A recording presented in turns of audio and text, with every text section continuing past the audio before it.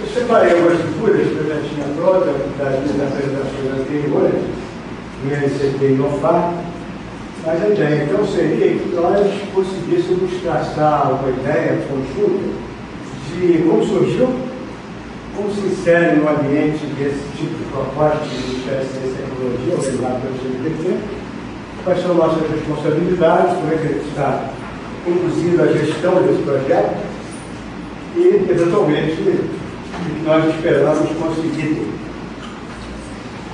Os INCTs nascem no ambiente do Plano de Ação 2007-2010, do INCT, tentando coordenar ações, segundo o lema que o ministro Sérgio Machado Rezende criou: investir, inovar para crescer. Eu vou tentar mostrar a vocês por que a palavra inovação surge aí depois da segunda Conferência Nacional de Ciência e Tecnologia. Houve uma primeira Conferência Nacional de Ciência e Tecnologia para traçar metas e objetivos, e na segunda a palavra inovação foi incluída ao lado de desenvolvimento científico e tecnológico. Essa questão surge em função de uma tendência universal, motivada muito mais em termos catalíticos pela questão da globalização, para poder ter um retorno social efetivo no setor produtivo empresarial, no setor privado, dos investimentos feitos em ciência e tecnologia. Fundamentalmente, era esse o desenho original e o projeto que o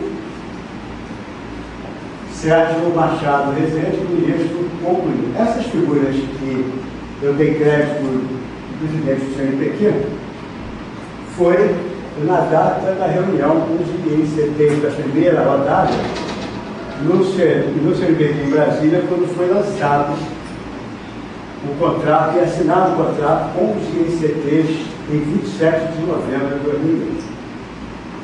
Essas figuras do professor Zago indicam como que esse plano se contextualiza e como ele procura englobar em todos os setores da atividade profissional, da atividade produtiva, o papel dessas ações coordenadas de promover a inovação e a sua absorção no setor produtivo.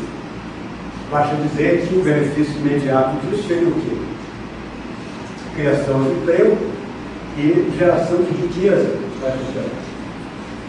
Então, ele tem uma extensa gama de aplicações. Eu depois vou pontuar algumas dessas ações específicas, sobretudo o Sistema Brasileiro de Tecnologia, que é um instrumento de promoção da inovação no ambiente das empresas brasileiras.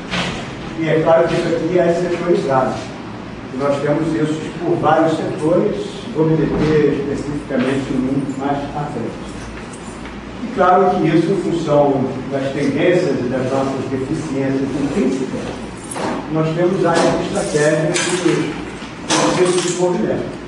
E algumas estão mostradas aqui, mas vale a pena destacar logo a questão dos insumos para a saúde, que resultam não somente em fármacos e medicamentos, mas em tudo que diz respeito a bens produzidos no complexo industrial da saúde. E claro que esse plano dá relevância à Ciência e Tecnologia, logo está no ambiente do INCT, portanto, um dos atores desse plano para fomentar o desenvolvimento científico e tecnológico é o CNPq. E o braço de contato com as empresas do ambiente do INCT é a FUNESP. Várias linhas de ações estão listadas aqui. Eu grifei só essa aqui, que é saúde e tecnologia, porque está implícito que quando nós pensamos nesse binômio, nós estamos pensando aqui em fármacos e biofármacos. Então, seria interessante também levar isso em consideração. É claro que esse plano está muito mais detalhado na página do Ministério. Vocês podem ter isso muito melhor documentado com textos concretos. Temos alguns desafios importantes. O Brasil é um país muito grande, tem vários e importantes desequilíbrios regionais, não se consegue fixar doutores efetivos na região norte e centro-oeste, por falta de políticas indutoras disso. Temos questões de alimentos, o agronegócio vai bem, energia e água é uma questão muito séria no país. Continuamos tendo carência de cientistas em função do número da nossa população, a relação população-cientista no nosso debate. Começamos a ter questões de impacto meteorológico severo no clima, etc. E é óbvio que as coisas caminham juntas. Então, é evidente que qualquer que seja o ambiente que você esteja daquela figura anterior, fundamentalmente nessa área, que é um dos instrumentos complexos do sistema da saúde, nós temos os fármacos e os medicamentos. Quando as pessoas que estudam os mecanismos de transferência de conhecimento para a sociedade, que de certa maneira promovem a inovação tecnológica, e sempre que você tem uma inovação tecnológica, você tem uma criação de riqueza, eventualmente uma melhoria da qualidade de vida das pessoas, e assim por diante, é claro que um desses teóricos, um desses estudiosos, Stokes, escreveu um livro muito interessante. E ele enquadrou, para ficar na palavra quadrante, ele enquadrou a ciência básica e a ciência aplicada, que havia até a redação desse livro, o conflito de 1999, sobre o que era mais importante em termos de desenvolvimento científico, se era a ciência básica, se era a ciência aplicada. Evidentemente que as engenharias acham sempre que a ciência aplicada é muito mais importante que a ciência básica, e cientistas básicos, bioquímicos, neurologistas, etc., obviamente defendem o contrário. Então, essa dicotomia, com certeza, foi uma das motivações desse livro. O interessante é que ele formulou quadrantes em que nós temos um tipo de ordenada que é a ciência básica, e um dos exemplos mais básicos que possa ser a ciência básica é o átomo de Bohr. Tudo que ele representou pelo avanço do conhecimento, e que, na verdade, não tinha nenhum vínculo com nenhuma aplicação possível. E aqui, a ciência aplicada, e o exemplo mais contundente é a descoberta de Thomas Edison, e o benefício que isso trouxe para a sociedade. E o Pasteur fica aí em cima. Obviamente que cabe os fármacos. Os fármacos têm como evitar o binômio efetivo do que é a ciência básica de alto nível, o que é a importância da aplicação dessa ciência. Eu sou privilégio, é fantástico. E talvez isso seja importante, ter na nossa cabeça para o avanço das formulações de projetos nesse domínio das ciências, dos fármacos e dos medicamentos. Se não fosse isso, a inovação aparece de novo. Em vários livros são possíveis de encontrar a observação de que a inovação nos setores empresariais é estratégica de avanço, de desenvolvimento. E no nosso caso, farmaceuticamente falando, a inovação farmacêutica é o drive force do avanço desse setor industrial. Se encontra entre o terceiro setor industrial do planeta, perde para petróleo, para armas, empata e ganha alguns atores de drogas no mau sentido. E se vocês compararem isso, petroquímica, armas, fármaco e droga, os 4 segmentos têm química. Claro que nós temos armas que não são só químicas, mas nós temos químicas, armas químicas. E isso mostra que o desenvolvimento químico passa efetivamente pela consolidação de um dos setores aplicados. E é verdade que a gente pode considerar o setor farmacêutico como uma das aplicações de retorno social para a sociedade em função do conhecimento químico que conduz, não somente químico, mas bioquímico, farmacológico, assim. O binômio, portanto, como disse, de ciência básica e ciência técnica. Existem alguns termos que estão sendo divulgados na mídia e mesmo cientificamente, no contexto de tentar desenhar ou fazer uma prospecção de como efetivamente nós vamos vencer alguns desafios que ainda não foram superados. Por exemplo, nós temos uma questão importante a superar, que é fazer o conhecimento que nasce dentro do laboratório, no ambiente das dissertações, do mestrado, tese, doutorado, isso aqui, ali, acolá, em todo canto, que possam ser aplicáveis à sociedade. Eu vejo que a universidade tem limites da competência de sua ação e alguns autores refletem sobre as mudanças desse tempo. O século XXI vai exigir algumas adaptações do que possa ser a universidade vista dos anos do século XX, última metade do século XX. E a verdade é que controlar, aferir, quantificar a produtividade científica no ambiente das universidades passa, obviamente, por defini-las, mas mais do que isso, ter mecanismos de medir essa competência científica.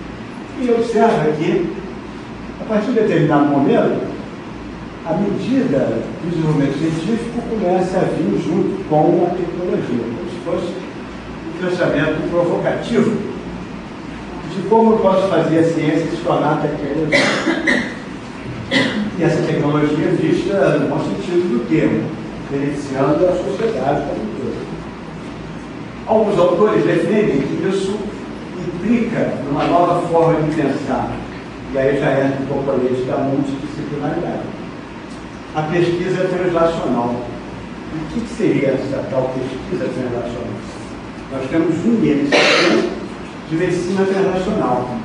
Esse INCT de medicina translacional, que é coordenado pelo professor Jorge dos Reis, aqui no Instituto Carlos Chagas Filho, ele propõe exatamente mecanismos que façam a promoção do conhecimento desenvolvido novo, conhecimento novo desenvolvido, feito dentro do laboratório universitário, para um ambiente de apropriação desse conhecimento no setor tecnológico.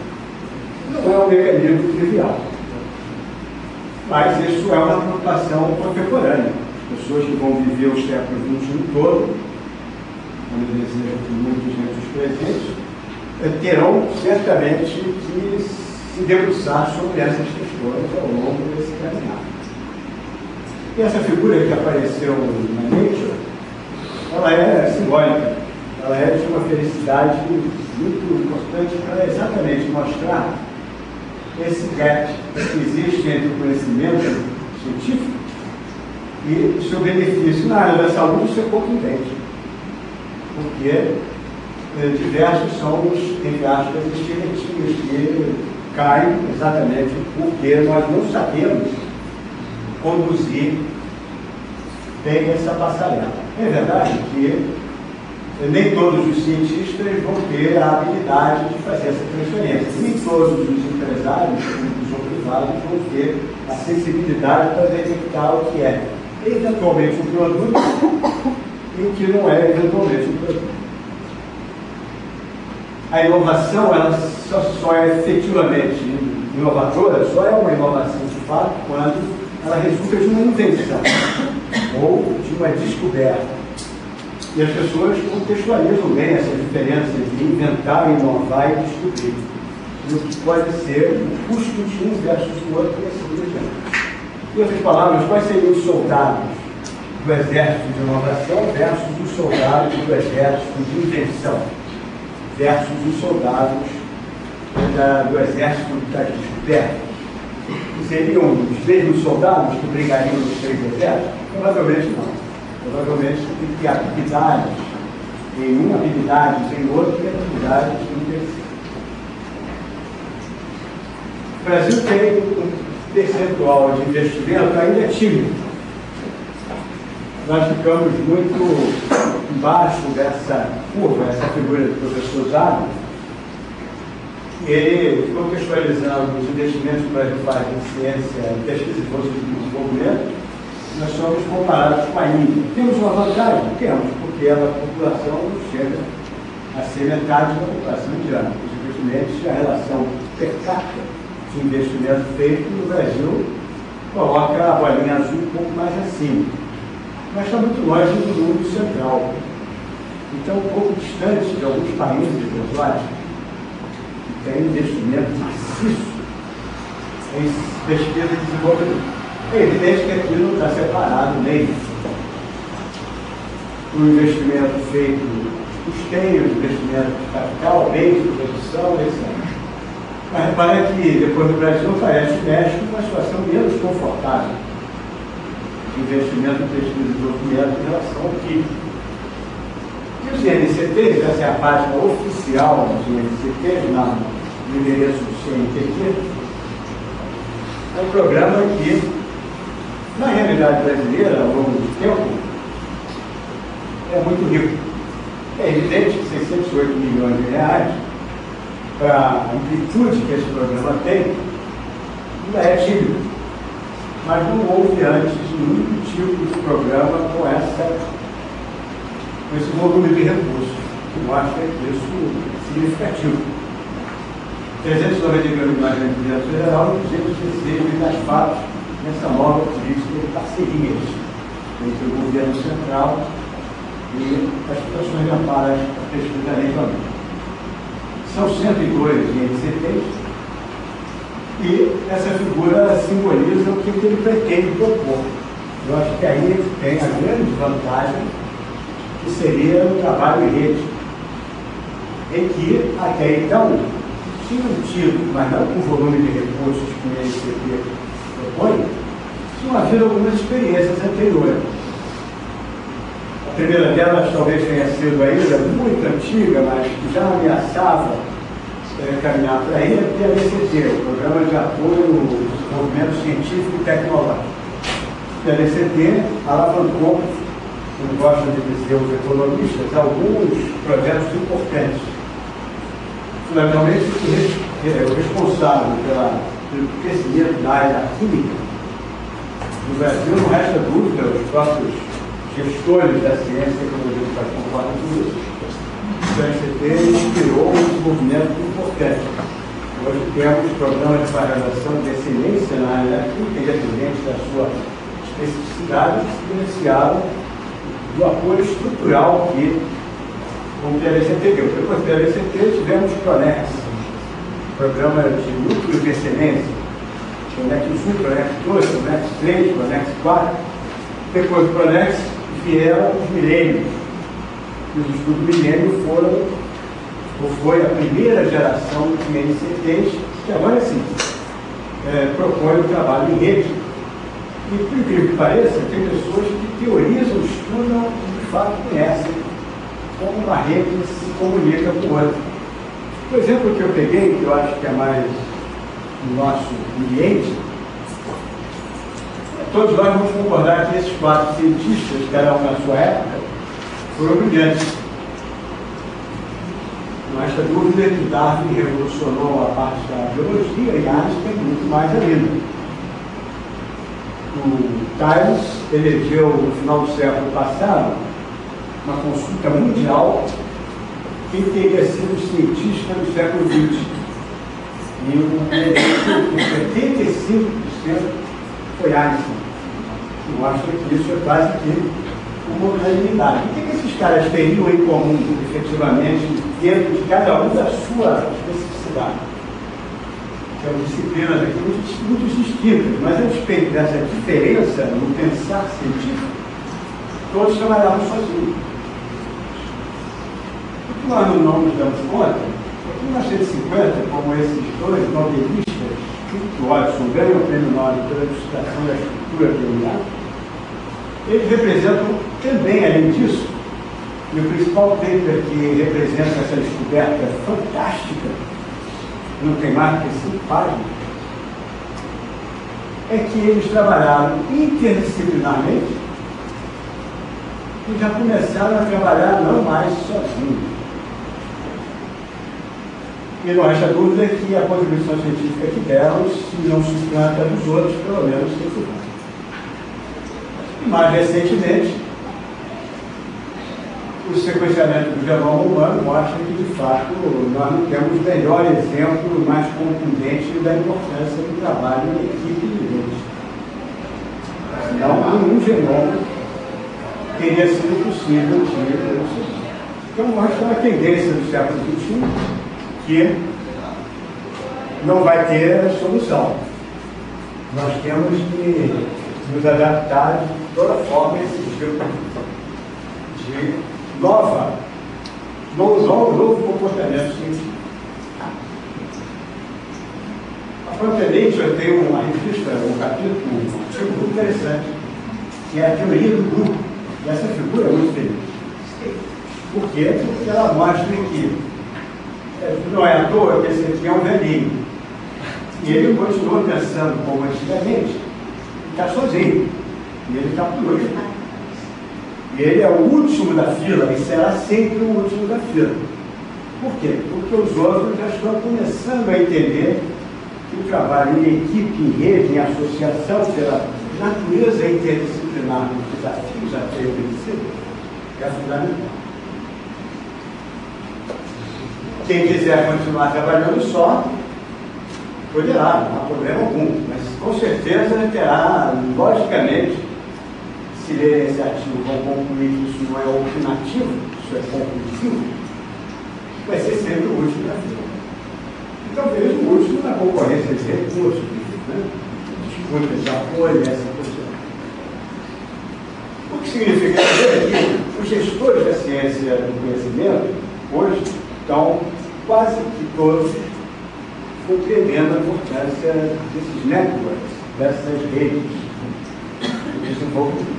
Os 101, né, são 102, que estão atualizados aqui, os 102 NCTs se distribuem dessa maneira. E vocês veem que o desafio da saúde é enorme, porque a maioria dos NCTs estão dentro do ambiente da saúde, tudo que diz respeito às suas vertentes. Temos alguns na negócio, temos temas portadores do futuro, nova tecnologia, biotecnologia, são consideradas hoje como temas portadores do futuro.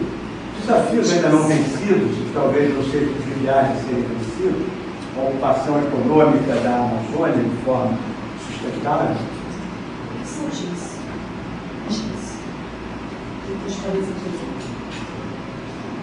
TICs, temas intercomunitários. Temos coisas que, com certeza, meio ambiente, biodiversidade, essas coisas. Hoje a palavra do momento, se vocês procurarem nos jornais do dia, vai ser energia e água. No Brasil, hoje, a questão fundamental está sendo desenhada. Temos muita água, mas somos tão predadores que não temos motivos para nos orgulhar disso. Tratamos as nossas águas de uma forma mais desumana possível. O Sudeste tem 20 INCTs, dentro daqueles 102, 10 estão na UFRJ, 20 no Rio de Janeiro. O Sudeste tem mais de 20. Mas no estado do Rio de Janeiro temos 20, 10 estão na UFRJ, e o nosso começa com o Instituto Nacional de Ciência e Tecnologia, desenvolvimento de fármacos e medicamentos. E, eventualmente, conversando com os alunos sobre como encaminhar essas questões em função das nossas missões, acho melhor suprimir o desenvolvimento e ficamos muito mais secos e rasteiros com o INCT de fármacos e medicamentos. A missão desse instituto, aqui é a página do nosso instituto hoje, praticamente essa figura deve ter sido de hoje, nós temos como missão efetivamente é essa: descobrir novos compostos protótipos, candidatos a novos fármacos, os novos aqui estão repetidos propositalmente, estudar novas rotas de síntese de novos fármacos genéricos ou rotas de síntese de fármacos genéricos novos. A diferença disso é que isso seriam fármacos genéricos necessários ao SUS e que estão sangrando efetivamente em divisas no nosso país. E o outro é a prospecção de oportunidades futuras que possam ser transferidas ao setor produtivo, apostando na consolidação da nossa indústria farmacêutica de medicamentos genéricos.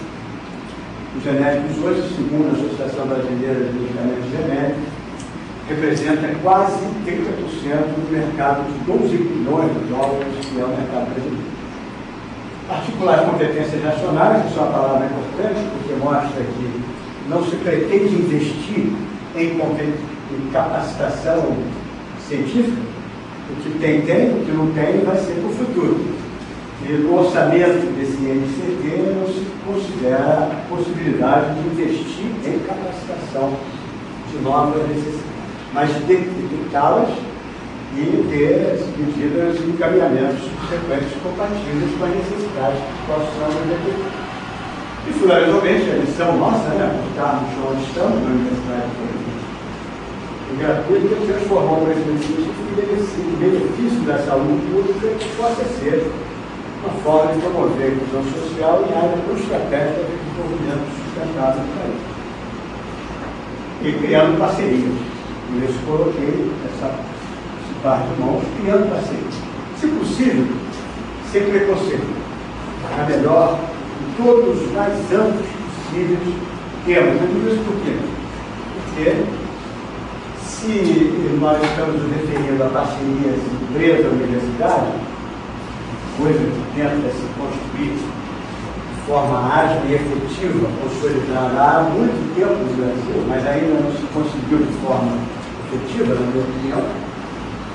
Existem alguns preconceitos do lado empresarial vendo a universidade e existem preconceitos da universidade vendo do lado empresarial. Até muito pouco tempo, o dinheiro na universidade era quase que palavrão. E hoje, dinheiro representa o patrimônio intelectual do conhecimento que a gente está criando. Então é importante perder esses preconceitos antigos. A nossa proposta surge pela experiência no Instituto do Milênio, que era a inovação em fármacos e medicamentos, siga a Inofar. É interessante observar que esse é a figura do cronograma executivo de tudo que o Milênio fez em 3 anos. Pode parecer pouco, 3 anos cabe uma figura. Suficientemente uma figura. Mas aqui algumas coisas valem a pena ser destacadas. Primeiro, o Instituto Milênio, que foi o precursor do nosso INCP atual, que era um programa de pesquisa também patrocinado pelo CDB, que era o ambiente do INCP, a mesma competitividade, etc. O Instituto Milênio ele tinha características muito similares, um acompanhamento muito mais frouxo do que o Sérgio Rezende anuncia no INCP. Nesse milênio, nós construímos algumas parcerias importantíssimas que nos ensinaram como gerir essa questão. Nós desafios de gestão desses projetos transdisciplinares é porque tem muita gente. O ideal seria que esses projetos não tivessem pessoas, porque gestão de pessoas é muito. O pior do ser humano é ele ser humano. É muito. Enfim, e aprendemos. Mas olha que coisa mais espetacular. Os 117 pesquisadores. Então, imagina o tamanho, a montanha de vaidades que está aqui dentro desse quadradinho. Isso é uma loucura. Você não imagina, não foi precipital.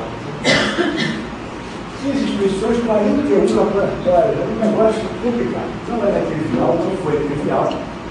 Para isso, nós conseguimos uma gestão muito interessante, que eu acho que foi um ponto muito positivo. E aí eu deixo como conselho para todos. A melhor maneira de você saber se você é bonito não é perguntar ao espelho da bucha. A melhor maneira que você pode saber se você é bonito é perguntar a outros bonitos. Então, a melhor maneira de você saber se o projeto tem conteúdo, se está avançando, é ter pessoas que sejam capazes e tenham experiência em avaliar e que não sejam do seu projeto. Para não criar um mecanismo viciado de hidrogenia. Então, nós fizemos um workshop, logo no início, e já colocamos o presidente da Caixa, ele veio, colocamos o cara da Anvisa, que era importante, o diretor da Anvisa, para tentar exatamente ajudar a contornar as questões do marco regulatório, que é muito duro no Brasil, Gilberto Soares, da FINEP, diretor de negócios da área farmacêutica da FINEP, Heloísio Rodrigues, representando o laboratório LIPS, ele é o diretor médico da LIPS, já começa a aparecer uma empresa envolvida aqui, e o professor Alexandre aqui, o único amigo, e a gente tem que ter amigo. Se não tiver amigos, vocês têm problema. Guardem pelo menos uma, até o final. Não precisa muito, não. Amigo poucos, mas muito fiéis. E fizemos várias ações avaliativas. E foi positivo porque o nosso portfólio de projetos, até esse momento, é muito amplo. Os recursos finitos, nós tínhamos que critério qualitativo para priorizar. E a pior coisa que tem é você priorizar. A pior coisa que tem um candidato à bolsa de produtividade do CNPq, recém-doutor, contratado no sistema de ensino superior federal no concurso, terrivelmente consegue ser aprovado, aplica para o CNPq, projeto maravilhoso, sensacional, escrito como se fosse um Deus, mas não atingiu a prioridade. É porque o dinheiro tem limite, e as qualidades nem sempre são infinitas, e muita gente qualificada efetivamente tem que ser preferida. Tomar essa decisão não é trivial, você não pode errar. Porque se você errar, é uma injustiça fantástica. E para isso você tem que se associar aos melhores. Esse é o segundo conselho da casa. E assim foi. Fizemos o workshop grande, depois o tema, esses são os temas do nosso milênio: inflamação neuro-interápica, sistema nervoso central, sistema cardiovascular e genético. Os 4 primeiros, inovação radical, o último, uma inovação incremental. E fomos caminhando até que, no final, antes do projeto apagar as luzes, saiu o edital do INCT. E aí atropelou. Se saiu o edital já anunciando que isso vai acabar, deu um banho de água fria em todos. E deu uma caída, mas ainda assim, nós fizemos, eu acho que eu coloquei aqui, não sei se sim, mas deve ter em algum lugar, um total de 32 projetos no final, avaliação com especialistas, gente de primeira linha, e fizemos uma reunião, que ainda não está aqui, porque aqui acabou em dezembro de 2008, nós pedimos uma prorrogação CNPq de 3 meses, fizemos um workshop, em que alguns projetos do nosso portfólio foram apresentados a 6 empresas que se habilitaram em condições de confidencialidade e sigilo para ouvir essas propostas. Fizemos essa reunião, esse workshop, divulgamos, e tivemos 6 empresas, que eu considero importante. É pouco, claro que é pouco, mas 6 é 6 vezes maior que 0. Nós vamos fazer um evento, se não tivesse nenhuma empresa, ia ser frustrante. Aí tivemos a primeira 100%, a segunda 200%, 300%, 600%, superando o que seria um fiasco. Claro que não resultou ainda, ou ainda por minha conta, numa ação de desdobramento efetivo, mas alguns sinais são muito promissores. E por isso nós aprendemos. O que aprendemos no milênio? Que a gestão é complicada, mas que é fundamental ter parceiros externos. Esse instituto originou 4 outros INCTs vitoriosos. Então, desse time que estava envolvido aqui, por exemplo, o Paulo Martins Teixeira, professor da UFMG, ganhou um INCT. Outro INCT concorrente na área de farma, e mais 2, o professor Glaucio de Oliva, que era do nosso comitê de gestão, e o nosso. 4 INCTs se originaram nesse milênio. Vamos ter uma reunião de avaliação do milênio dia 22, 23 de novembro, e esse vai ser o meu argumento para qualificar esse milênio. Desafio todos os outros institutos do milênio a aprovarem que tiveram mais de 3 novos INCTs aprovados. E lançamos o nosso INCT no dia 6 de março de 2009. É uma mera coincidência que o mês é 6, o mês é 3 e 6 e 3 de 2009. É uma mera coincidência. Mas foi exatamente no dia 6 de março que nós fizemos uma reunião com os principais pesquisadores do nosso INCT. Convidamos o Zago, o Rui, Fernando Cunha, que é o vice-coordenador, e os 2 presidentes do CNPq e da FAPERJ vieram. Construímos metas e pactuamos essas metas entre nós com testemunhas muito qualificadas. E uma vantagem bacana que teve nessa reunião é que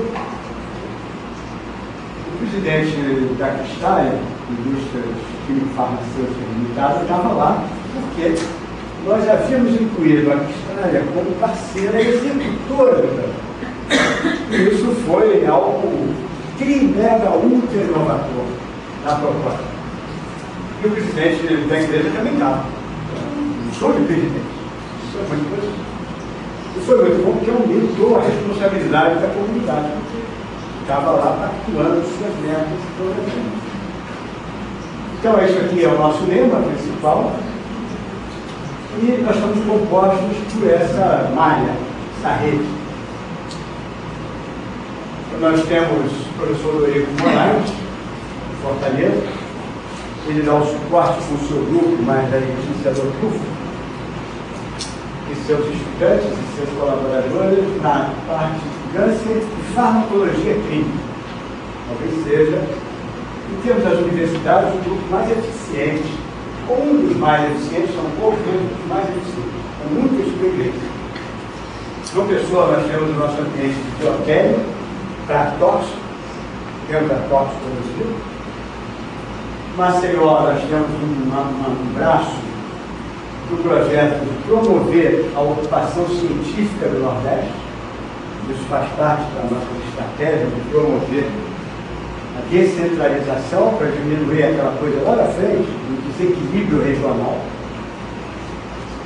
E temos o trabalho que está sendo desenvolvido pela Mário Suzana e pelo João Xavier, principalmente a Mário Suzana, que está desenvolvendo um esforço importante para nuclear o laboratório de imuno farmacologia. Em Ofenda, nós temos um grupo do Cláudio Vieira, da Márcia, do Oliveira, etc. Temos uma base de aplicação do conhecimento em injetores naturais, com a experiência que o Cláudio Vieira já faz. A Márcia também, que agora virou gestora de inovação, mas faz parte. E o Raio-X, que é um especialista em estrutura e fase sólida, que é o Antônio Castro. Belo Horizonte, a minha amiga Heloísa Beraldo, que é uma das mais ativas químicas bioinorgânicas medicinal. Rio de Janeiro tem nós aqui na FEJOC, no Vale Tudo, da Rural, o professor Maurício é o representante titular. A UERJ, com o pessoal da Cristina Barra Fidal, Fiocruz, representada pelo Marco Aurélio e Patrícia Silva. Araraquara é o braço do TEM, Produtos Naturais, pela professora Vanderlan Bolsonaro. São Paulo, a empresa, que é a parceira, como eu vou detalhar em seguida. Em Goiânia, nós temos um grupo do Ricardo Delegati e da Valéria Oliveira, com os colaboradores. Ribeirão Preto está a inflamação e a dor, a base fundamental, talvez o melhor laboratório. Hoje, o curso para a graduação 7 do Fernando. A Unicamp, com a base de química orgânica sintética de genéricos, liderada pelo Luiz Carlos Dias. E a URGS, Instituto Royal. O Instituto Royal é um município, uma organização sem interesse efetivo, que está vivendo no ambiente da URGS, onde tem a Estela, que é a laranja, além de ser farmacologista comportamental, é a laranja dos ensaios de biodisponibilidade. Temos essas metas que são repactuadas sempre: inovação complementar de medicamentos, formação de recursos humanos qualificados, transferência de tecnologia do setor da universidade do setor produtivo empresarial, público privado, educação e popularização. Esses são os nossos números. Os professores estrangeiros aqui que se comprometeram a fazer leituras críticas da nossa proposta, o professor Vermute, o professor Monte Vermute, empresa de consultoria dele, o Antônio Monte de Navarro. Esse dado vem aqui simplesmente para mostrar que a maioria do ambiente dessa figura anterior é a universidade, como as empresas que descobrem moléculas no norte do Equador, principalmente, vivem uma crise de inovação, não conseguem fazer moléculas tão inovadoras quanto gostariam, não conseguem fazer os acionistas sorrirem de forma contundente, fundamentalmente. Isso abre uma oportunidade a mais nos ambientes que a criatividade prolifera. Então nós temos que apoiar, implementar, estimular a nossa criatividade. Eu achei essa chave da web, achei muito interessante, porque o fulano conversando com o seu amigo na hora do café, no empresa farmacêutica que descobre o moléculo, e ele dizendo que está muito triste, como pode falarem da morte, da criatividade no ambiente empresarial. Ele não acredita nisso porque ele, no setor militar, todo dia está criando coisas, mas ele não quer falar das coisas do setor de finanças da empresa. Ele pergunta, então, como vão as coisas do laboratório? E aí é que o bicho pega, porque em termos de finanças está tudo verde, mas em termos do laboratório, a criatividade não é o prato do dia. E a criatividade em ciência, segundo muitos autores, e esse é um deles, ela está dentro do ambiente universitário. É muito mais light, a pressão, mesmo light, é muito mais light a pressão por resultados efetivos que propicia o avanço e a criatividade. Se vocês não se educarem muito em fazer uso das próprias informações entre vocês mesmos, extrapolando para outros ambientes, estão perdendo a oportunidade de cultivar a criatividade.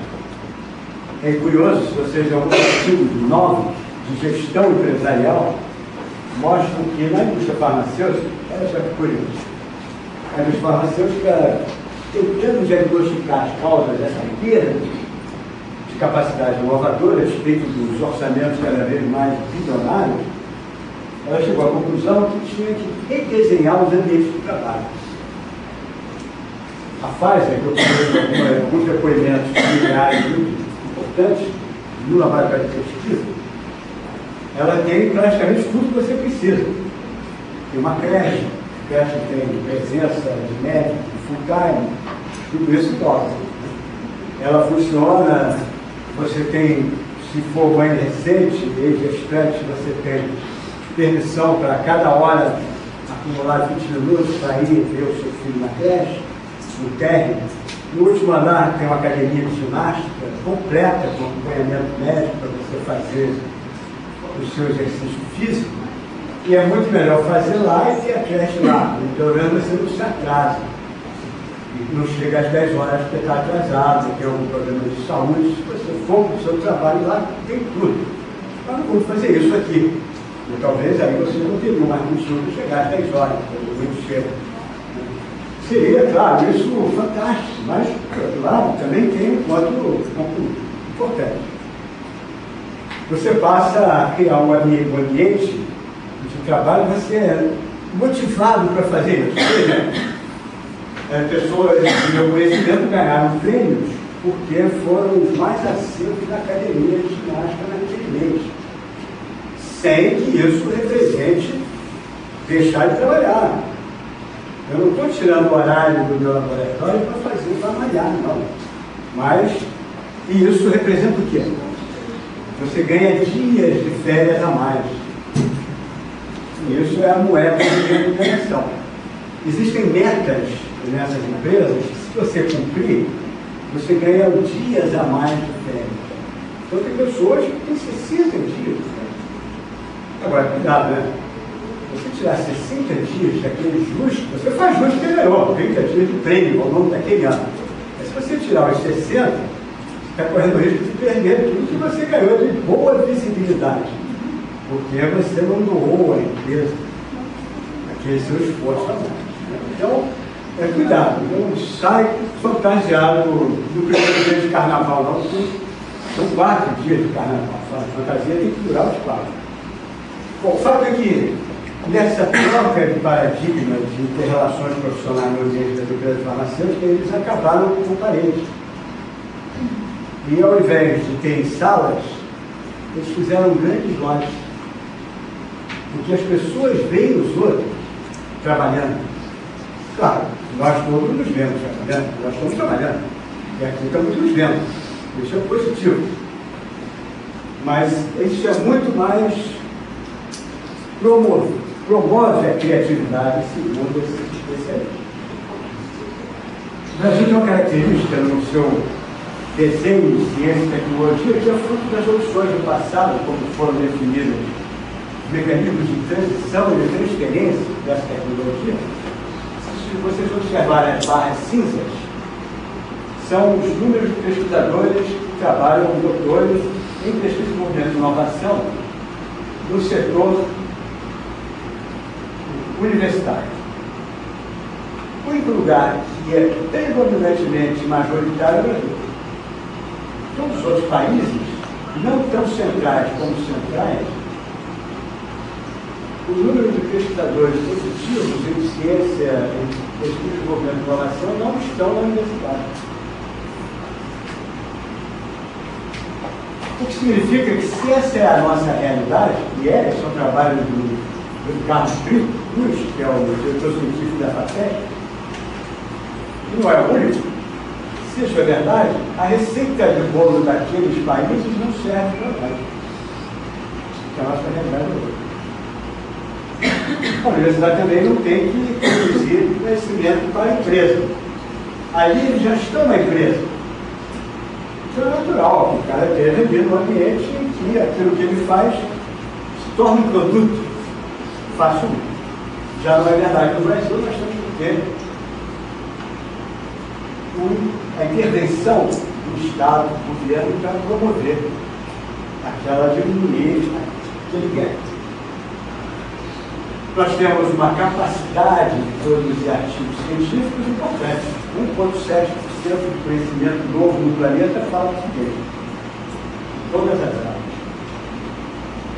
Claro, nós estamos longe das nações centrais mais desenvolvidas, e aqui não tem nem Estados Unidos, senão não ia caber. Mas estamos empatando com a Coreia em produção científica, nós estamos avassaladoramente derrotados em patentes registradas nos Estados Unidos.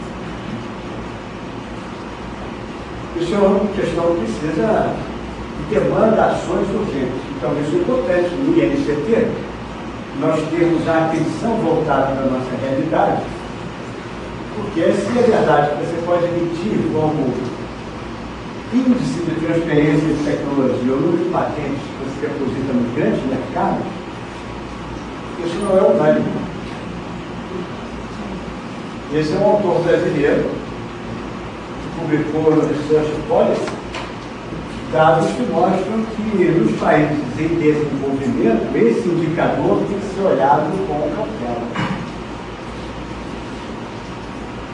Mas é evidente que em uma década ou duas a produção científica brasileira ainda hoje nós somos o 13º país que mais produz ciência nova no planeta. E os números são expressivos. 400% no período que esse trabalho de tecnologia começou. Continua sendo assim. Nós formamos 10 mil doutores ano. Tá bom. Muitos com D minúsculo, que não conseguirão ser aprovados em nenhum concurso. Mas são doutores.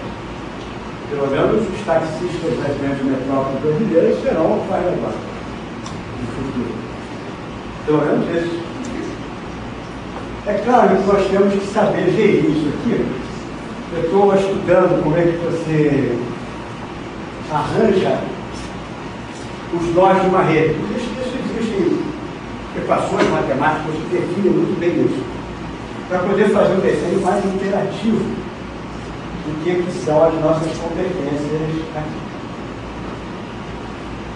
Não é trivial fazê-lo, mas é evidente que no momento hoje não são todos os laboratórios envolvidos que estão trabalhando. Hoje. Por quê?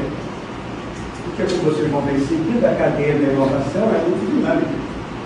E pode-se ter projetos lá na frente que vão demandar que a Universidade Federal do Ceará esteja dando uma boa contribuição, mas ainda não mobilizou a capacidade analítica do LabTech do FRJ, dirigido pelo professor Hager, para desenvolver novos métodos analíticos. Se vocês fazem novas moléculas, vocês têm que ter novos métodos analíticos sensíveis para essa questão. E você tem que saber controlar aquilo com uma sensibilidade e uma plasticidade muito eficiente. Não adianta eu fazer aquilo medido no ciclo, porque o custo dessa operação é possível.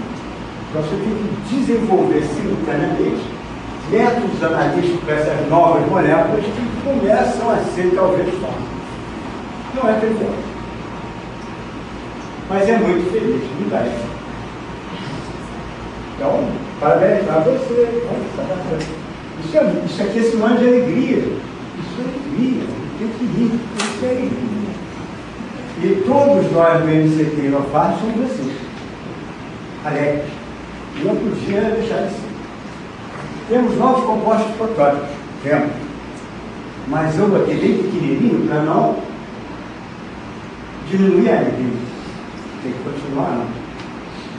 Já temos projetos com biodisponibilidade e farmacocinética bem feitos, toxicologia sobre agulha crônica, endotoxicidade, tudo de respeito, cito, geno, endo, etc.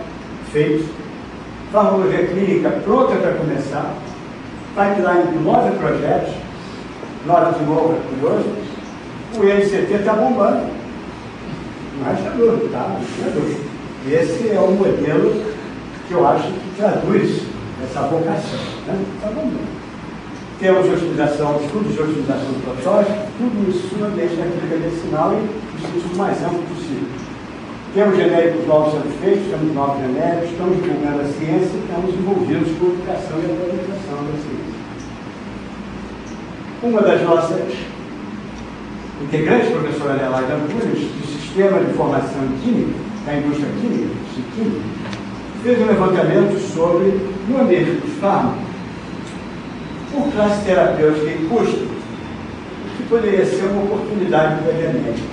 Isso prospectando o que o SUS gasta, o quanto representa o impacto desses medicamentos no SUS, patentes caducas, importados da Índia, da China, da Coreia, no autêntico caminho das Índias, como eu digo, e prospectando patentes que caducaram e que poderão representar novas oportunidades. E nós dividimos os nossos esforços, fundamentalmente, não porque o professor fulano gosta de piridina, ele é um expert na síntese de piridina, então ele vai fazer fármacos piridínicos. Não é por aí que a gente está adotando o nosso portfólio de genéricos. Nós vamos identificar o que é preciso fazer e vamos buscar as competências para fazer o que é preciso. E não ajustar a competência para fazer o que sabe. Que é muito confortável. Mas não responde à demanda necessária. Vitor Ferreira, da UF, ele fez o cloridrato de ciclopidina, que é um dos antitrombóticos mais empregados no SUS. É uma molécula interessante porque ela é trivial, mas ela expõe um saber fazer terrível. E o Vitor pegou o Davi para desenvolver essa molécula em escala de bancada. Por quê? Porque das 27 patentes que tinham, muitas patentes eram totalmente escarradinhas. Os caras fazem patentes escarradinhas. Eles chegam, eles depositam a patente, se você se enfiar nela, porque ela é mais nova, aquilo ali é o capeta escondido. É para você não fazer. E você só vai descobrir depois de tempo. Então existem patentes que são arapucas. E aí a história vale para a patente. Como é que aquele ditado que o velho macaco não mexe mão com boca? Por quê? Porque ele era novo, ele meteu a mão com boca e não conseguiu tirar. Né? Então depois que ele fica velho, ele aprende. Isso vale para a patente. Bom pesquisador não lê qualquer patente. Ele tem que saber a temperatura do que é uma arapuca ou não. Mas no milênio nós fizemos isso. Esse é o frasco que o Vitor me deu, com 20 gramas, ele me deu todos os intermediários, todos os espectros, todos os dados efetivos do relatório circunstanciado, tempo de agitação, velocidade do peixinho, já tudo documentado, como tem que ser para poder garantir a sua reprodutibilidade. É um patrimônio fazer essa molécula. No milênio, continuamos fazendo isso. E esse composto, se ele for quimicamente bem manipulado, olha o que ele pode levar. ao segundo mais importante medicamento antitrombótico do planeta Terra, faturando 8,3 bilhões de dólares, cuja patente nos Estados Unidos, principal mercado, caduca em 2011. Existe um contencioso feroz entre Bristol Myers Squibb e várias empresas farmacêuticas que, cara dura, muitas empresas de genérico indiana, na cara dura fizeram isso e botaram no mercado, mesmo com a patente norte-americana vigindo. Então, fora esse quebra-pau, é óbvio que os indianos sabem fazer, que os coreanos estão querendo fazer, se já não sabem, mas quem tem isso pode desenvolver uma nova coisa para fazer. Claro que fazer no laboratório é uma coisa, fazer em escala é outra. Mas é evidente que vamos fazer outras coisas também. Talvez esse não seja o mais difícil, eu possa gostar. E os outros que não são tão difíceis, eu não vou gostar para vocês. Tá? E nós estamos trabalhando com essas 5 classes de coisas. Anti-inflamatório de marca diabetes, sistema cardiovascular, sistema nervoso central, gluterato, transmissão estrutural e genérico. São esses os ambientes. Quando a nossa proposta foi aprovada, provavelmente o parecerista estrangeiro que avaliou, o CNPq chamou pesquisadores internacionais para fazer a avaliação em Brasília dos projetos solicitados. E ele foi dado nele um parecer apócrifo, que eu não sei o que foi, dizendo que achava a proposta interessante, mas ela era muito ambiciosa. Nós estamos trabalhando com muitas classes terapêuticas. Mas é bom ser ambicioso, desde que seja responsável. E nós temos competências, por que não fazer tudo isso? E nós vamos com câncer, porque não estava previsto no milênio de programa do câncer. O trabalho já foi mostrado aqui na semana passada. O Thiago vai voltar a falar disso à frente. Leishmanicidas, achamos uma molécula sensacional, que por acaso é por acaso, mas tem tudo a ver. Numerologicamente falando, esse número é fantástico. Então lá de 1111, dizia que é outro número, que a gente não chegou lá, temos só 1526, não é? Então é preciso respeitar esse 1111. Então, um bom leishmanicida, que está trabalhando no meu Marino, Martins, Guerreiro, as duas. Então é só, basta ser Marina, né? Porque a Marina da Glória nem tem coisa de jeito, né? Mas aqui nós temos isso, temos os anos virais, que é uma parceria com o Nelson Terceiro da metodologia aqui no bloco I, nosso princípio. E temos alguns resultados interessantes. E temos a parceria com o Cristal. Por que essa empresa entrou?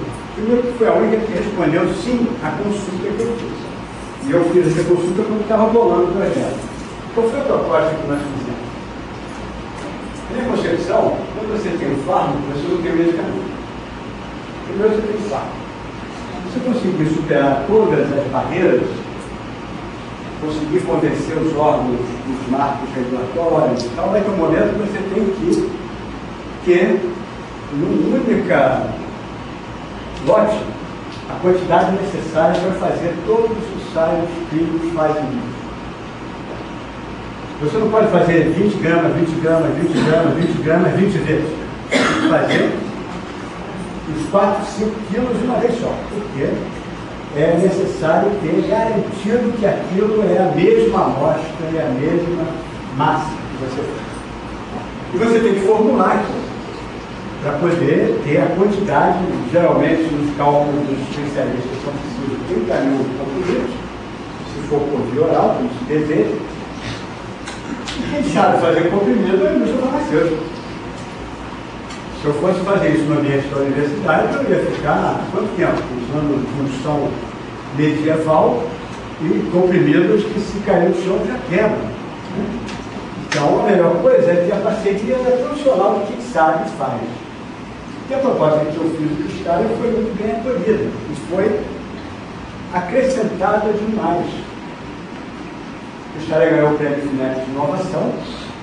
Dia 22 do ano passado inaugurou o Centro de Desenvolvimento fantástico. Primeiro ponto, quando eu saí eu estava falando inglês, porque eu estava à altura do que eu vi. Comecei a cumprimentar todo mundo. De fato, um negócio de feroz. Motivo de orgulho para todos nós.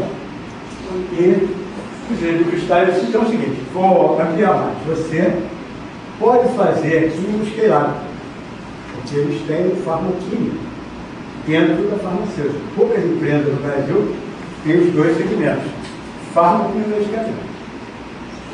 É claro, o que eles vão ganhar em troca? Eles vão ganhar em troca, primeiro, que eles devem acreditar que a gente faz coisas interessantes. Fiquei muito receoso de como isso seria visto no ambiente do INCT, porque é uma empresa privada. E isso poderia ter implicações jurídicas quaisquer, mas felizmente foi bem apreciada e foi motivo, inclusive, de registro do parecer dos caras, do assessor. E o protótipo? O protótipo não é trivial. Isso aí para mim é o protótipo. E o protótipo? Aqui é alguém visto de cima. Não sou eu, porque eu sou careca. Provavelmente virei a ficar assim, se desvia longamente. E é um problema de o protótipo. Temos dois. Um está muito mais avançado do que a azul já foi feito. O que é marrom precisa ser feito. Um é muito mais avançado que o outro. O 596, cuja responsabilidade está compartilhada com a professora Patrícia Rocco e a Lídia, é um derivado do 448, do 468, segunda geração do 468. A indicação é seu OPD, doença asmática crônica obstrutiva. Tem uma patente. Não é uma Brastemp, mas é um ponto de amparo para você agregar outros filhotes, está protegido. Temos tudo o metabolismo que ela pode ser priorizada. Então, um metabolismo que não é cíclico, não é como dependente. Fizemos um estudo farmacocinético e biodisponibilidade. Tereza Dalla Costa, no Rio Grande do Sul, fez isso para nós. Fizemos a toxicidade tudo imaginário. Crônico, subaguda, aguda, crônica, imunotoxicidade, genotoxicidade, etc. E passou, inclusive, monitorando glicose, veia, plasma, órgão, N vezes, 30 dias, 60 dias, 90 dias. Não foi barato fazer essa etapa. Estamos prontos para fazer pré-clínica, porque já fizemos esquelado. Muito tímido, mas fizemos. Já somos capazes de fazer meio quilo desse negócio. Nas condições do lado. Se dá para fazer nas condições do lado, podemos fazer facilmente fora. Falta elucidar o mecanismo. Tem várias indicações, tem minhas suspeitas, mas o que nós conhecemos sobre o lado 596 vai aparecer na revista Virtual de Química. E nós vamos lançar em outubro, novembro, um número dedicado ao INCT e ao FAR. Só os resultados do INCT e do FAR. Escrito por pesquisadores do INCT e do FAR. Estamos otimizando essa mulher e, ao mesmo tempo, começamos agora a detectar métodos analíticos de dosagem por via aquosa. Já temos os padrões cromatográficos, HPLC, tem direito, mas precisamos agora desenvolver um método mais eficiente analítico. Essa molécula é mineira, nascida no laboratório da professora Geraldo. Esse composto também está protegido, é a menina dos olhos, o MIT da UFMG. Eles estão desenvolvendo modificações na formulação, uma estratégia diferente da nossa, nós vamos confrontar essa estratégia no final. Mas temos que investigar ainda a toxicidade, metabolismo e mecanismo. Essa substância é um poderoso anti-inflamatório analgésico, com grandes possibilidades de ser efetivo, seus resultados até então disponíveis na zona europeia. Ele está patenteado, depositado no INPI, mas tem outros depósitos já feitos nos Estados Unidos, Europa, Japão, Austrália, etc. Então nós temos dois protótipos importantes no INCT. Pode parecer pouco, mas no estágio avançado, pelo menos no lado tecnológico que tivemos uma molécula não avançada do tempo. em todas as etapas da cultura. Tomara que essa resista. E aqui a gente está aprendendo uma lição muito interessante. Por quê? É incrível. O medo parece coisa de aluno que vai defender tese naquele dia. Acorda de manhã, tese às 14 horas, começa a se lamentar. Estou numa queda, já são 7h30, passaram 8, 9, só às 14 horas. 10 horas já quer ir embora. Não, acho que eu vou sair agora, porque eu quero chegar cedo. Chega 10h30, aí tudo funciona, o trânsito tá bom, cara, chega rápido. E aí fica de 10h30 às 2 na sala. Mas por que eu vim agora? Porque se não tivesse vindo, eu queria ter vindo. Quando veio, por que veio? Faz parte da ansiedade. Olha, eu diria que é o mesmo quando você depende da resposta de um ensaio de toxicidade. Tipo o quê? Embriotoxicidade. É um crédito que se não passar ali, cara, essa mulher pode ser muito bacana, mas ela está quase condenada. E o resultado vai chegar agora, que horas? 7 horas. Vai chegar vai chegar o resultado disso. Cria uma ansiedade muito interessante, porque é a mesma emoção do pesar. É a mesma emoção do pesar. E é curioso que alguns pesquisadores não querem nem fazer isso. Não tem quantidade ainda. Não tem quantidade. Porque faz parte, né? Aquele receio natural. Claro, você tem que ter um cronograma. Por isso, o plano de ação do projeto ia ser diferente quando é um projeto da FATER, tem que ter um plano de ações efetivas. Porque muitas das ações a seguir, que dependem de orçamento, vão depender disso. Então não adianta fazer coisas lá na frente se você não tiver uma indicação muito forte de que a molécula, pelo menos, não serve como arma pública.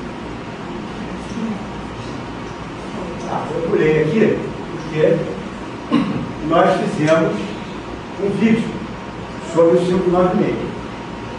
O pessoal do laboratório teve naquele dia da gravação, passou e viu. Né?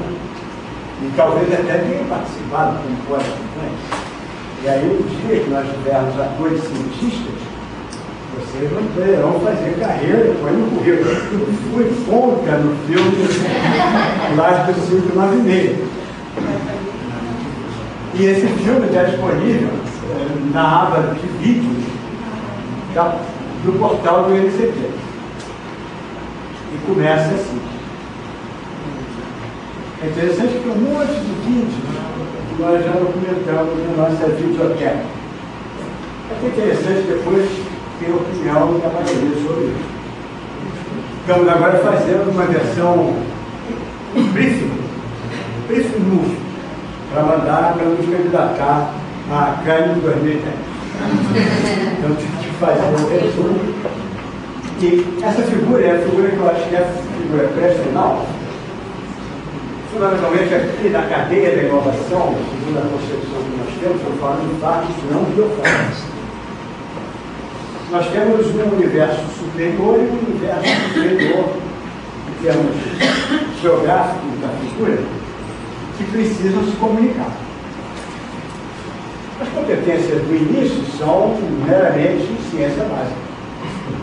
Conhecimento da fisiopatologia do processo, eventualmente definição de potencial alvo, ou um alvo já validado que possa ser objeto de um reestudo, então novos fármacos para aquele alvo, que é novo, ou alvos novos que precisarão rapidamente ser validados. Isso aí é inegociável nessa cadeia.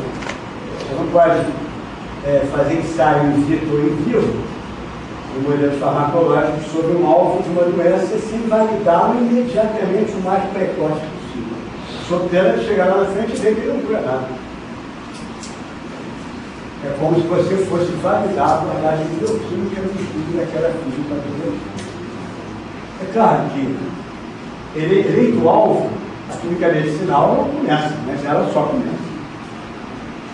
É evidente que depois ela pode voltar para tentar ajustar propriedades farmacocinéticas, e ela reaparece em outros vagõezinhos desse tema. Mas conseguir chegar até aqui, como nós já chegamos, sem, evidentemente, em todas as operações, uma garantia de prática de laboratório excelente. Isso vai exigir alguma coisa a ser feita, porque o ambiente regulatório vai exigir que seja assim. Nós não podemos ter balança com vidro quebrado como temos no laboratório. E nós temos que ter o registro de todas as operações que aquela balança fez. Isso, nós somos que conseguimos quebrar vidro de balanças analíticas, é pensar. É fato que temos limites para ajustar na necessidade de falar em cima e embaixo. Temos que aprender a fazer patentes fortes, não sabemos ainda. Temos que ter uma rota sintética que dê a dissertação, a tese, mas que seja escalonável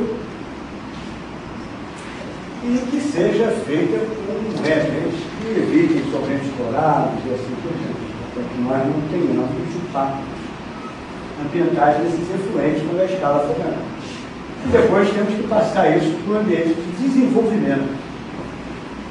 E temos que dar uma assistência ao pessoal que vai desenvolver métodos analíticos quânticos, métodos bioquímicos de detecção, eventualmente, de tecidos de líquidos biológicos, desenvolvimento farmacotécnico, eu defendo que isso aqui já exige uma aproximação com a empresa. E, evidentemente, que aqui já é coisas que fogem da nossa competência na universidade. Mas, cujo dossiê de prática de produção vai ter que ser alimentado por tudo que começa desde o início. Então, algo que começou com má documentação vai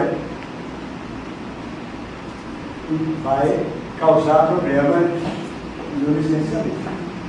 Ou no licenciamento, ou quando você fizer o registro para a fase 1. Temos que saber conversar, o desenvolvimento com a parte de pesquisa, e temos que saber o momento de fazer coisas estratégicas para avançar. Nós não podemos gastar muito em ensaios de toxicidade sem verificar se a molécula é estável metabolicamente. Senão, tira da cabeça. Nós temos feito, para avançar nessa cadeia, tudo que é possível fazer em termos de toxicidade. Tudo que é possível fazer em termos de toxicidade não sei. Em biodisponibilidade, claro, uma urina, nessa ordem, temos feito. E detectar limiar clearance dessas substâncias novas, sobretudo com plasma e também na urina. Pelo menos com um dos dois. Então, temos que acabar sendo sucesso. São dois, fizemos com um, então a pessoa está dois. É claro que vai exigir uma linguagem nova, sobretudo no processo de esquerda. E aqui é que eu acho que é o gargalo principal. Algumas pessoas dizem que a farmacologia clínica é um gargalo. Não pode. Nós não temos biotério. É incrível, mas nós não temos biotério. Biotérios de animais certificados, talvez o sucalixo tenha. Talvez tenha em algum lugar na Universidade Federal do Rio Grande do Sul, na PUC, do Rio Grande do Sul. O Rio de Janeiro, por desconhecimento meu, talvez o Fiocruz tenha algum laboratório de animais certificados. Então, se nós não temos animais certificados, temos que chegar como? As normas regulatórias que demandam autorização para ensaio no mundo. O sucalixo diz com muita propriedade, o sucalixo é o descobridor, do Achille, e ele diz com muita propriedade que não adianta ter ótimos pesquisadores no laboratório se nós não tivermos animais no laboratório à altura desses pesquisadores. É verdade. Se não tiver bons animais, tanto no quanto dentro, precisa ser no mesmo patamar, senão não vai funcionar. É verdade que temos que aprender muita coisa. Muita coisa para mim, especialmente, é completamente era novidade. Agora eu já até sei do que se trata. Mas não fico muito à vontade em algum momento. O Portal dos Fármacos, que é um projeto da FAPERJ, Ele hoje é um observatório de divulgação do INCT. Recomendação do presidente do CNPq era que cada instituto se debruçasse sobre algumas atividades, como eu escrevi aí, educação, divulgação e popularização da ciência. E nós adotamos, com a concordância da FAPERJ, através do presidente do Garcia, que o portal dos fármacos FAPERJ fosse o observatório do nosso INCT. Uma coisa protege a outra. Como isso também já estava pronto, funcionante, saiu na frente. É fácil. Né? Saiu na frente do vídeo. Primeiro INCT a fazer um vídeo, vamos lá. Primeiro INCT a ter um portal interativo, vamos lá. O professor Gerson ficou preocupadíssimo, porque tudo que ela precisava fazer, ele já tinha feito. Então, saiu na frente. Mas isso não assegura nada, só que a gente é muito ágil. E se fazer, tem que fazer bem feito. Senão não vale a pena ter feito. Eu não sei se esse número é atual, mas 319 mil visitas no Google certificam isso. No ambiente de educação, nós temos a nossa famosa escola de verão. Educação continuada, que eu incorporei ao patrimônio de realizações do INCT. O Comitê de Governança e Acompanhamento, que define as diretrizes, que avalia a condição, como o nome diz, acompanha. Fernando Cunha é o nosso vice-coordenador. A professora Bolzani, da UNEP Araraquara, especialista em produtos naturais, temos parcerias com ela em outras oportunidades. É a coordenadora do biota da FAPESP para fazer o patrimônio genético da Mata Atlântica Paulista. É uma especialista nessa área. Os Carlos Dias, um dos melhores químicos sintéticos, se não o melhor em atividade, embora jovem, muito ativo. Professora Beraldo, filha de um dos descobridores da propriedade do veneno da jararaca, que logrou o captopril. Seu pai trabalhou na equipe de Rocha e Silva e Serra Ferreira. Eu não lembro, tenho 7 anos.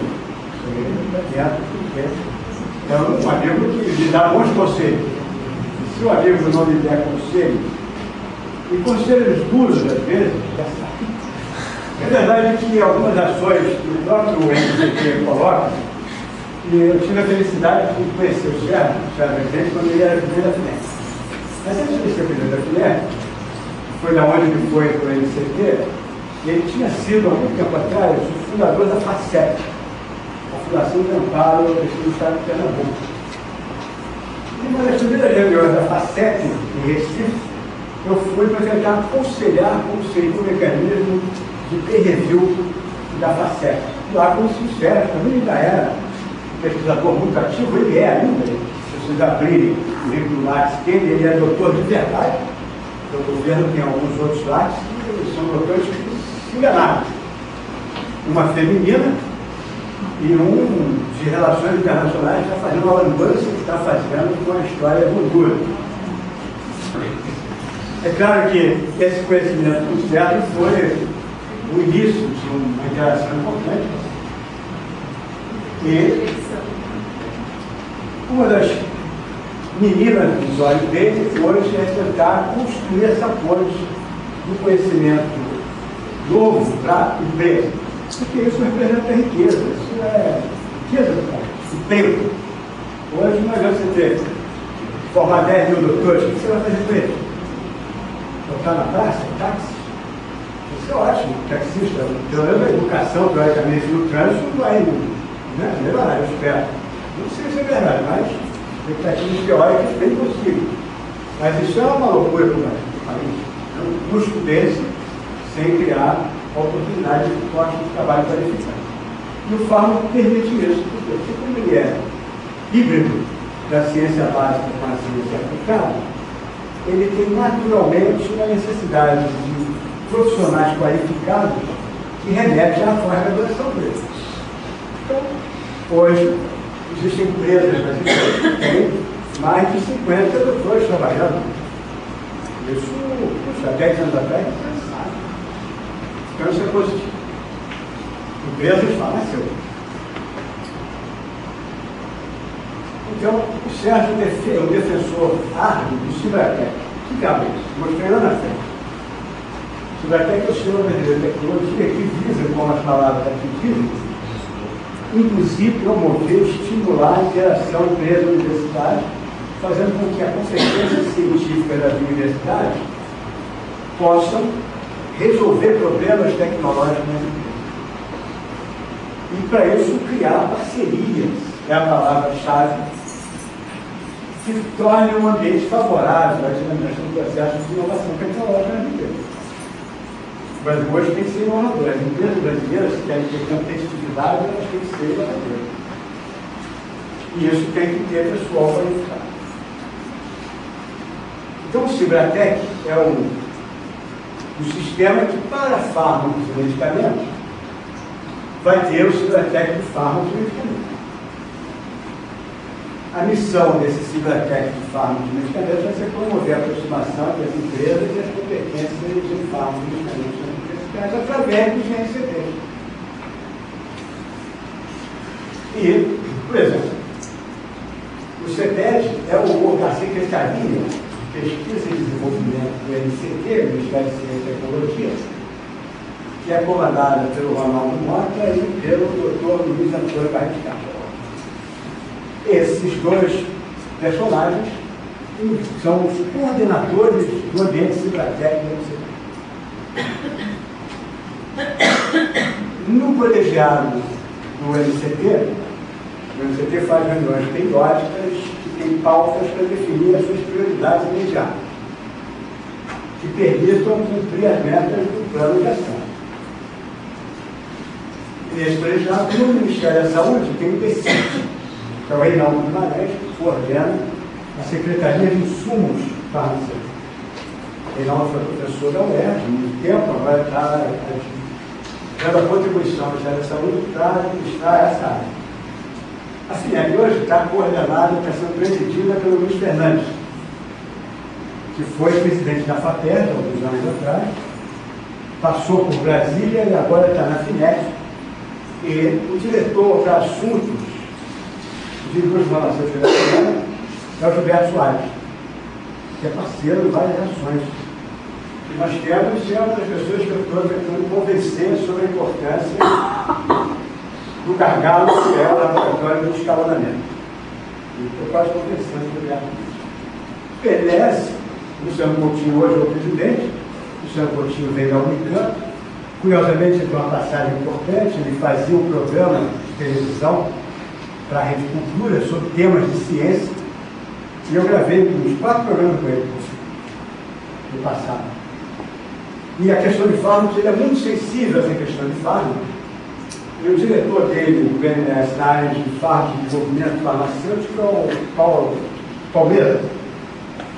E o Marcos Palmeira, Pedro Palmeira, é engenheiro químico do Marcos Palmeira, é engenheiro químico da UFRJ, e é outro que está muito sensível à história dos laboratórios de escalonamento. E por causa de um pouco disso, um pouco daquilo, os GNCTs são os agentes científicos do Sistema Brasileiro de Tecnologia Geral, e o nosso coordena o grupo diretor do Cibratec de Fármacos e Medicamentos. E isso é importante por quê? Porque as ações que a gente está coordenando colocam no centro dessa bola a percepção de como a gente tem que fazer o desenvolvimento do fármaco e do país. Então, é evidente que isso não é a única visão. Existem outras pessoas com bastante pertinência com propostas complementares, mas a nossa proposta, que representa o MCT e Inovar, nessa concepção de gestão, encaminhamento das questões, etc., nos levou a coordenar o núcleo diretor do Cibratec de Fármacos e Medicamentos. É uma tarefa mais, mas me parece interessante. Essa tem sido a metodologia e as metas que a gente tem defendido dentro do Cibratec. Então, mais ou menos, já separamos essas questões, e talvez a gente tenha algum tempo para ver o que vocês podem ter dúvidas, perguntas, sugestões, críticas, etc. É importante porque o Rodolfo não estava aqui quando eu comecei, mas quando o Lopes fez a ficha cair, foi a sua observação nos seminários anteriores, de que algumas etapas da cadeia infectiva talvez estivessem sendo queimadas sem o cuidado de avaliar aspecto a aspecto o caminhar hierárquico necessário nessa área.